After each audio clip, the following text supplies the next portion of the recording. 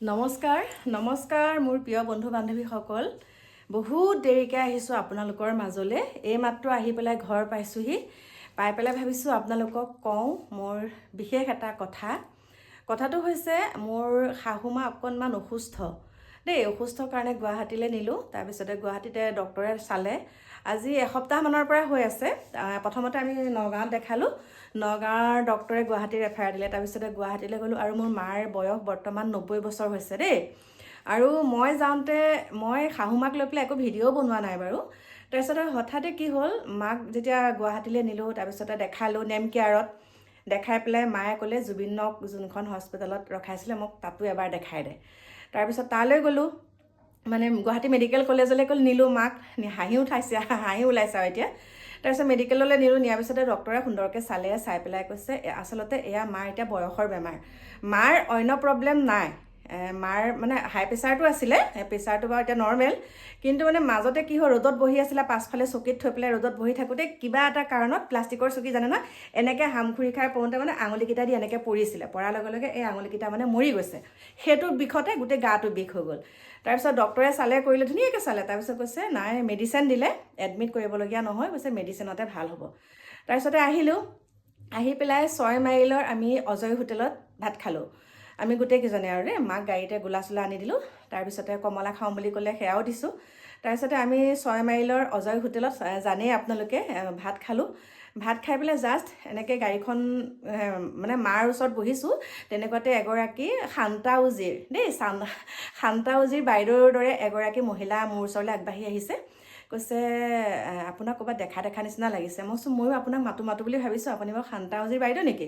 তাৰপিছত কৈছে নহয়, কৈছে মই তোমাৰ ভিডিঅ' চাওঁ, তেনেকৈ ক'লে। তাৰপিছত সেই বাইদেউগৰাকীৰ লগত কথা পাতি থাকোঁতে আকৌ আৰু এজনী ভণ্টি আহিলে সেইখিনিতে, 6 মাইলতে দেই, ব্ৰিজৰ তলতে আমি য'ত গাড়ী পাৰ্কিং কৰিছোঁ।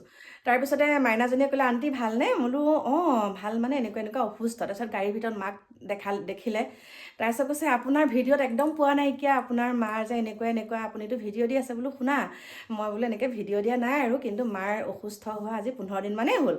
মানে গা বিষ, খোৱা কৰি ভাত পানী খাব ভগৱানৰ কৃপাত পাৰে। আৰু কাকুমাইনাহঁতৰ হৰলিক্স এনেকৈ কিবা কিবি ফল মূল আনি দিছে, সকলোখিনি ধুনীয়াকৈ খাই আছে। আৰু মইনো মাক বোলো ভিডিঅ' বনাই বোলো কি দেখাম আৰু।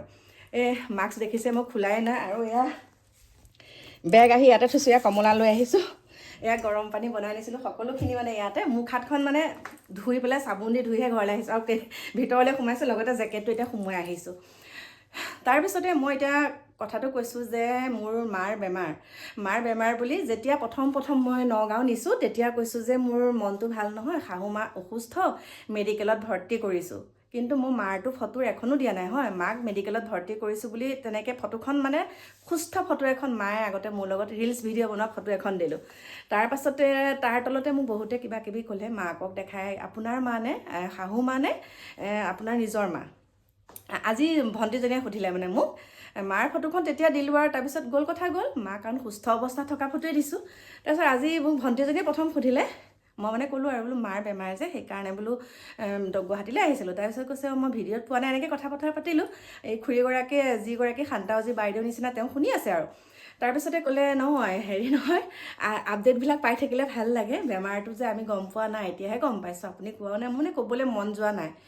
সেইটো কিবা ক'ব লগা কথা নহয় বুলি ভাবোঁ। সেইটো আচলতে দেখাব নালাগে আৰু। যদি বেছি অসুস্থতা হয় মই এটা প'ষ্ট দিম আৰু ন, যেনেকৈ দিছিলোঁ। তাৰপিছতে মোক ক'লে কথা এটা কওঁ, বেয়া নাপাবচোন, আপোনাৰ নিজৰ মা ন? তাৰপিছতে বোলো নহয় মোৰ শাহু মা, তেনেকৈ ক'লোঁ। আৰু মই যেতিয়া ফটোখন প'ষ্ট কৰিছিলোঁ তেতিয়া মই মা বুলিয়ে কৈছিলোঁ। তাৰপিছতে এতিয়া বোলো মই শাহু মা। কৈছে বা শাহু মাকো কেনেকৈ আনিছে? আৰু মোৰ মিষ্টাৰো গৈছিলে। মিষ্টাৰ, মই, আমাৰ ভাই ককাই দুজনে, মই ডাঙৰগৰাকী আৰু সৰুগৰাকী ঘৰত আছে, মানে ডিকুৰ দেউতাক, মোৰ মানুহজন আৰু ভাইটিয়ে গাড়ী চলাই গৈছে, আমি কেইটাই গৈছোঁ। তাৰপিছত তেনেকৈ কথা বতৰা পাতিলোঁ। পতাৰ পিছত বোলো মোৰ নিজৰ মানে শাহু মা আৰু, তেনেকৈ ক'লোঁ। কৈছে হওক দিয়ক বোলে, শাহু মাকক যে এনেকৈ আনিছে, কিন্তু কিছুমানে হোৱাহেঁতেন মানে ভিডিঅ' বনাই পূৰা দেখাই থাকিলেহেঁতেন, মোক তেনেকৈ কৈছে মানে দেই। তাৰপিছত মই বোলো আচলতে মই বোলো দেখুওৱা যেতিয়া পৰিস্থিতিয়ে বাধ্য কৰাই ন কিছুমান কাম, কিন্তু মোৰ এইখিনি আহি লৈছোঁ ৰ'ব, মোৰ বোলো মনটোৱে কোৱা নাই কাৰণে মই কৰা নাই।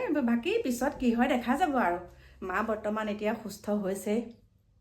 মাৰ মানে আগৰ পৰা এটাই কথা, কিবা এটা যদি হয় আনহাতে ডক্টৰ এটালৈ যাওঁ। এতিয়া মানে নগাঁৱৰ ডক্টৰে লিখিও দিয়া নাছিলে তেনেকৈ গুৱাহাটীতে দেখাওক বুলি। তাৰমানে মায়ে উৎপাতত মানে মোক গুৱাহাটীতে এপাক দেখাচোন, মোৰ গাটো কিয় ইমান বিষ। সেইকাৰণে মাৰ মানে মনৰ খুৰ ধুৰণিটোকে মৰিবলৈ মানে এওঁ আজি 3 দিনৰ কাৰণে ছুটি লৈছে বেংকৰ পৰা।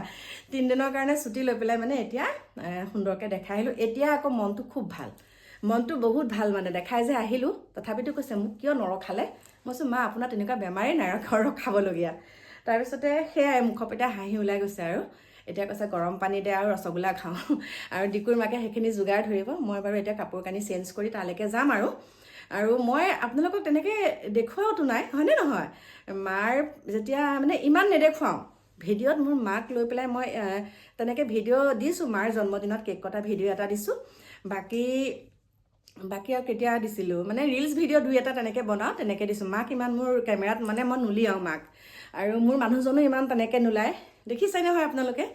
আৰু মই সেই মাইনাজনীক কৈছোঁ, মাইনাজনী আচলতে বেয়া ভাবি কোৱা নাছিলে যে আপোনাৰ কথা মানে ধৰক মই যে কওঁ মাইনাহঁত আমুকত গ'ল, মানুহজন আজি ঘৰত অহা নাই, তেনেকুৱা ধৰণৰ মই যিহেতুকে সকলোখিনি আপডেট দি থাকোঁ। সেইকাৰণে মাইনাজনীয়ে মানে সেইকাৰণে মোক সুধিলে, মই পোৱাই নাইকিয়া, আইতাৰ যদি ইমান বেমাৰ হৈ আছে, ইমান দিন যদি মেডিকেলতে আছে, আপুনি কিয় আপডেট দিয়া নাই? তেতিয়া মানে মোৰ এই কথাখিনি সেইটো কাৰণে ক'লোঁ, সেইটো দিব লাগে বুলি মই প্ৰয়োজনবোধ কৰা নাই। আৰু আজি মাক তেনেকৈ বেমাৰ হৈছে বুলি কোৱাৰ লগে লগে মিতিৰ কুটুমৰ চবেই ক'ব এনেকুৱা এইটোনো দিলেহে হয় নাই, তেনেকুৱা ধৰণৰ কথা নক'লেও মানে মনতে কিবা ভাবিব পাৰে ন, বা মায়ে হ'লেও দুখত থাকিব, মানে মায়ে হ'লেও তইনো কিয়নো এইটো দিলি ক'ব নোৱাৰিলেও, সেইটো মানে প্ৰকাশ কৰিব নোৱাৰিলেও মনতে থাকি যাব যে। সেইকাৰণে আচলতে মই মাক দেখুওৱা নাইকিয়া। বাকী কথা একো নাই, মাৰ সুস্থই যদি মই মানে মায়ে কয় আৰু দে মই কিবা এটা কথা কওঁ বুলি, তেতিয়া বাৰু মই মাক দেখাম দেই। বাকী ভালে আছোঁ। আৰু জুবিন ক্ষেত্ৰতো মাক সুন্দৰকৈ দেখাই আহিলোঁ, কিন্তু ফটো মইহে উঠিছোঁ দেই, আৰু মাকো উঠাইছোঁ কিন্তু দিয়া নাই। কিন্তু জুবিন ক্ষেত্ৰতো সুন্দৰকৈ মাক ধুনীয়াকৈ দেখাই আনিছোঁ। গাড়ী গ্লাছ খুলি মা গাড়ীৰ ভিতৰতে আছে, আমি তালৈকে গৈ পেলাই মাক ধুনীয়াকৈ জুবিন ক্ষেত্ৰও দেখাই আনিলোঁ। গতিকে সেইখিনিয়ে মোক ক'ব লাগে। বাকী লগ পাম আপোনালোকক নতুন এটা ভিডিঅ' দিতা। Bye bye.